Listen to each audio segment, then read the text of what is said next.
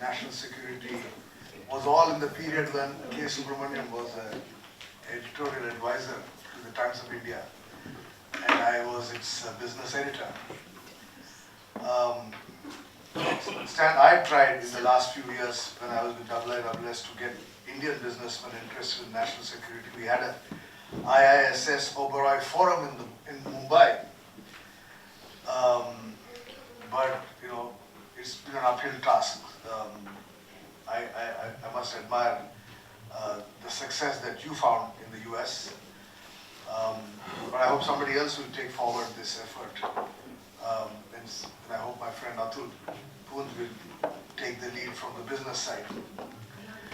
Now I will actually begin with a complaint, which is that over the last 17 years, we met occasionally on your visits to India over breakfast. And I read this book and I realize that the most interesting moments in your life were all over drinks after dinner. And we never had a drink after dinner, Stan. So you owe me one. I mean, getting drunk under the table with Richard Burton in Mexico. And Getting drunk with Sean Connery in Custard. Stan has led a fascinating life, and I think what makes this book interesting is really it's a window to an America that in some ways is long gone. A continent of hope with a global impact, with all kinds of possibilities that you could start as a minor in Mexico and end up being a member of exclusive clubs in London and you know, holidays around the world. It's a book not just about Stan's life, but about post-war America, which is in many ways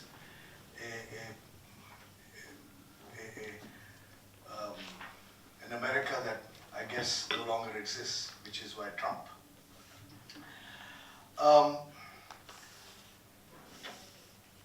Peter Galbraith mentioned 3 countries which Stan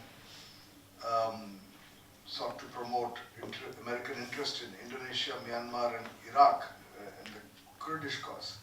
But actually the conversations I had with Stan, particularly during the period when I was in the Prime Minister's office and we would meet occasionally, was Iran.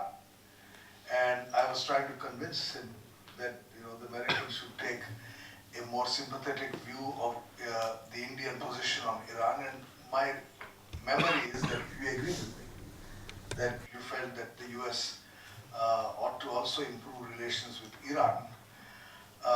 And I think that is what Obama tried to do, though I spent an evening with some of your colleagues from Business Executives for National Security along with Atul, and got the impression that they kind of rolled back on Obama's initiatives as far as Iran are concerned.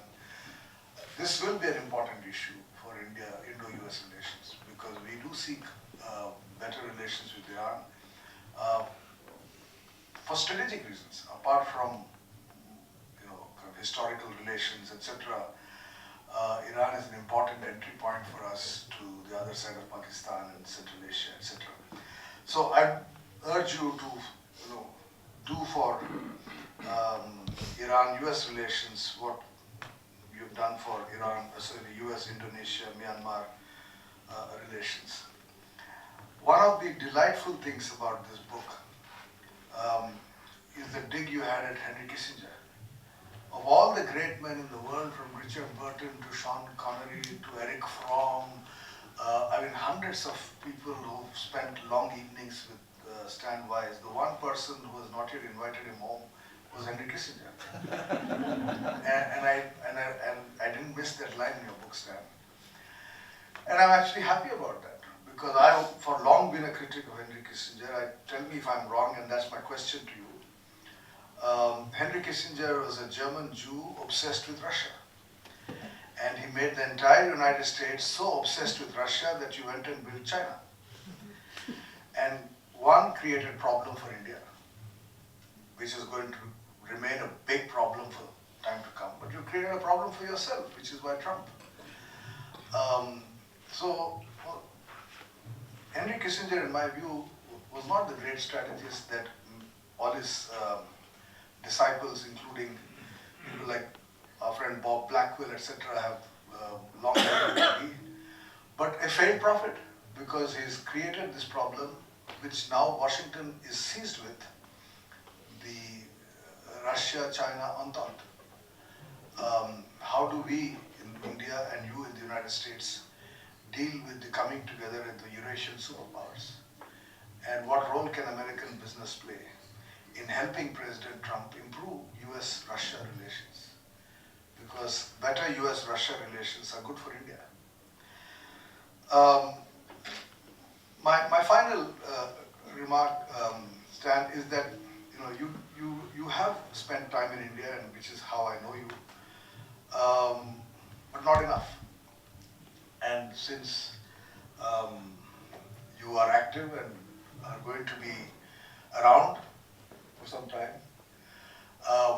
in what way do you think BENS can now contribute, given our concerns about protectionism in the United States, H-1B visas, the economic part of the relationship? Because I think on the strategic side, there's much greater convergence between India and the United States, but our problems are going to be on the economic side, for understandable reasons, that the US is in economic difficulties. But how do we avoid collateral damage to India in the campaign that the US, what I call the geo-economic containment of China, that the US might wish to pursue? Thank you. Thank you, Sanjay. Stanley is the classic American. He's East Coast liberal, he's West Coast liberal, he's tall, and he became rich by pursuing his dream.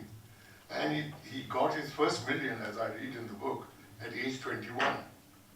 I mean, can you imagine, age 21, when was that? I mean, which year was that, Stanley? 1812.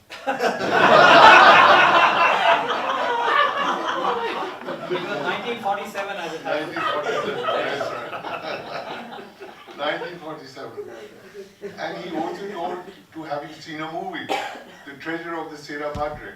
I think all of us have seen this, or at least most of us should have seen this movie. I remember seeing it in the 50s, and it is a classic. If you haven't seen it, some of the younger people may not have seen it, it's worth a look. It's on YouTube, you can see it, and it's really worth it.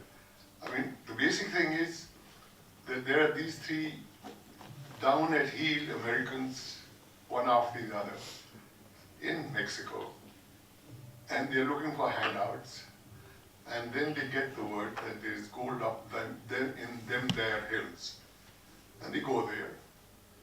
They find gold, but then the bandidos get them, and eventually the gold goes away. I mean, it sort of wafts away in the wind. It's a classic movie, the way it's been put together, and I would urge anyone who hasn't seen it to see it. But he saw it as real. He thought he could go to Mexico and get gold. And you know what he did? He actually went to Mexico. He found his way at, you were 18 years of age then? Or 19? It was early 20s. Early 20s. Okay. Well, early 20s. I've been in the army, and so I was. Okay. Early 20s. Now imagine you go from Philadelphia, which was his hometown as I understand it.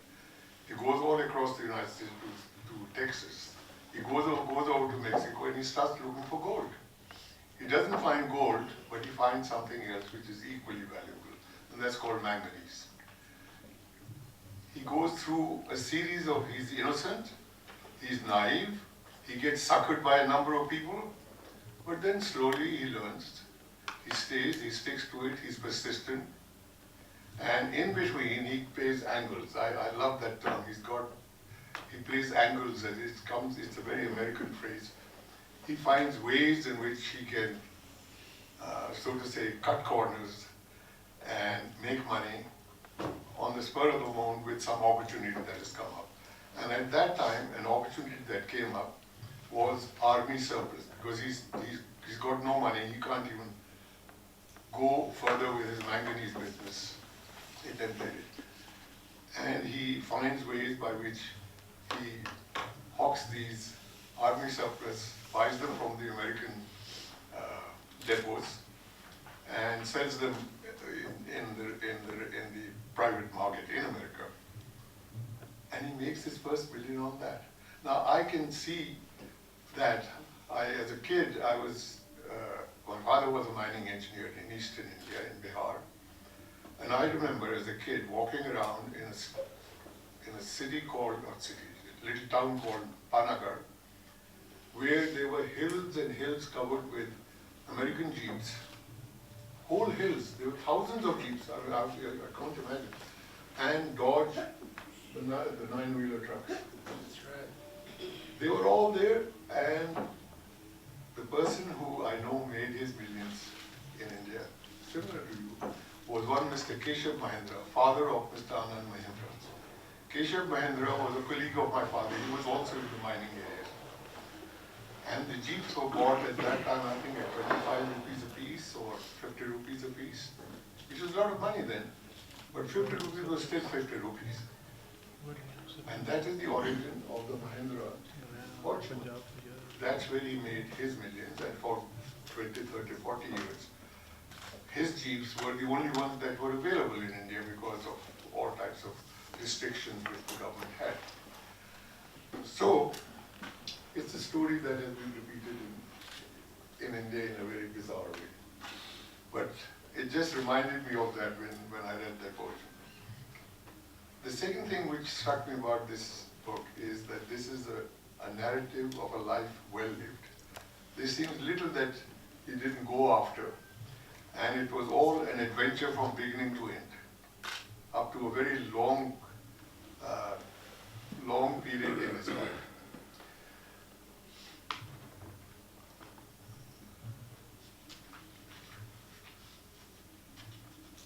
So it's also, he was growing up, America was a different place, just as Mr. Baru has mentioned. I went to America to get my education there, and I remember it was in the 60s. And it was a very open, easy society at that time. I was first on the East Coast, then on the West Coast. And it happens to be that San Francisco is also one of his favorite cities, if My wife is San Francisco. okay. Well, I was in Berkeley, and of course in the 60s it was just the most wonderful place it could be. Everything was possible, and it was just great. It's difficult to explain it. I even saw the so-called free speech movement. It happened right below my window because I was on the street where the demonstrations used to take place. The other thing I would like to talk about is his little snippets, descriptions of people, his own family, extended and immediate, and also his descriptions.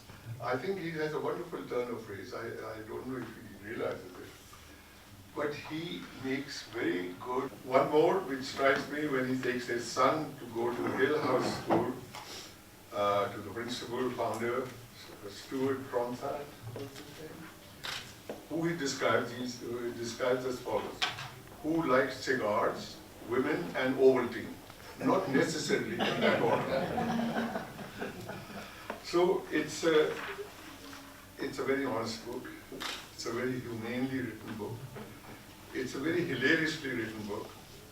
And his descriptions of, as I said, people and places is fantastic.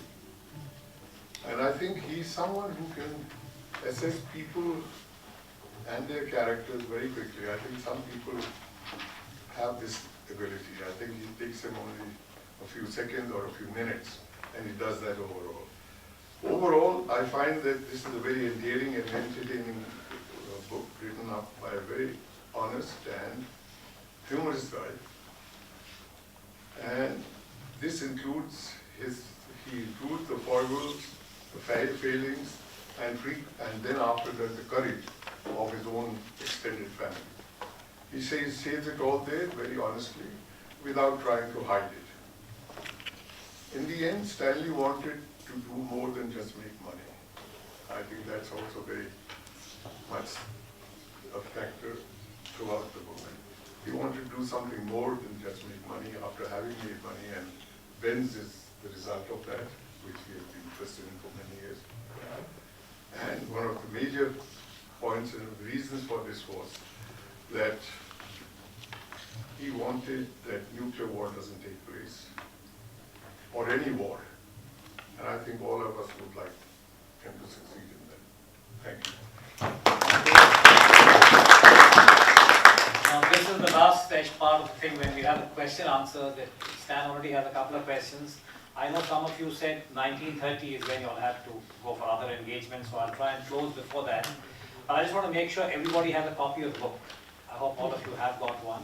And once it's over, I'll request Mr. Weiss to perhaps sign the books for those of you who would like to. But now we'll open the floor for question answers. Please go ahead, just introduce yourself and give your name for Mr. Weiss, I'm Gautam Vora. You've had a very remarkable career as a journalist. I've been reading some of your columns on the internet. And not only remarkable, but wide-ranging and interesting, as has been pointed out. But you've also risen to the top as an executive. It will be simplistic to ask you which you preferred, but can you give us an up and down, a bit of an up and down scenario? Which do you prefer as a journalist? Because you seem to be living it up and having a great amount of fun, but yet you made your million at 21 and rose to the top of your profession. I'll take one more question from Ambassador Goel. Thank you.